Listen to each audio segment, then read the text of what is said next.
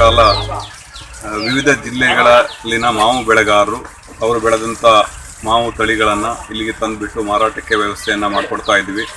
ಈಗಾಗಲೇ ಸಾಕಷ್ಟು ಸಂಖ್ಯೆಯಲ್ಲಿ ರಾಮನಗರ, ಕೋಲಾರದಿಂದ ರೈತರುಗಳು ಬಂದಿದ್ದಾರೆ, ಚಿಕ್ಕಬಳ್ಳಾಪುರದಿಂದನೂ ಬಂದಿದ್ದಾರೆ. ಅವರು ತಾವು ಬೆಳೆದಂಥ ಮಾವು, ವಿವಿಧ ಜಾತಿಯ ಮಾವು, ಬಾದಾಮಿ, ಮಲಗೋವಾ, ನಂತರ ರಸ್ಪುರಿ, ಬೆನಟಾಪೂಸ್, ಈ ರೀತಿಯ ವಿವಿಧ ಜಾತಿಯ ಹಣ್ಣುಗಳನ್ನು ತಂದಿದ್ದಾರೆ.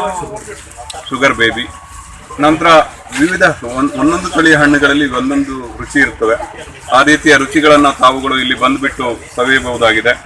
ವಿವಿಧ ತಳಿಯ ಹಣ್ಣುಗಳು ಮತ್ತು ಒಳ್ಳೆಯ ಕ್ವಾಲಿಟಿ. ಇಲ್ಲಿ ಮುಖ್ಯವಾಗಿ ಮಾವನ್ನು ಕೆಮಿಕಲ್ ಅನ್ನು ಉಪಯೋಗಿಸದೆ ಭತ್ತದ ಹುಲ್ಲಿನಿಂದ ಅದನ್ನು ಒಣಗಿಸ್ಬಿಟ್ಟು, ಅಂದರೆ ನ್ಯಾಚುರಲ್ ಆಗಿ ಅದನ್ನು ಹಣ್ಣು ಮಾಡಿಬಿಟ್ಟು ಮಾಗಿಸ್ಬಿಟ್ಟು ಇಲ್ಲಿಗೆ ತಂದಿದ್ದಾರೆ. ಅದರಿಂದ ತಾವುಗಳು ಇಲ್ಲಿ ಬಂದುಬಿಟ್ಟು ಈ 3 ದಿನಗಳಲ್ಲಿ ಏನು ಮಾವು ಬೆಳೆಗಾರರು ತಮ್ಮ ಫಸಲನ್ನು ಇಲ್ಲಿ ತಂದು ಮಾರಾಟ ಮಾಡ್ತಾ ಇದ್ದಾರೆ, ಗ್ರಾಹಕರು ಅದರ ಉಪಯೋಗವನ್ನು ಪಡೆದುಕೊಳ್ಬೇಕಂತ ನಾನು ತಮ್ಮಲ್ಲಿ ಕೇಳ್ಕೊಳ್ತಾ ಇದ್ದೀನಿ.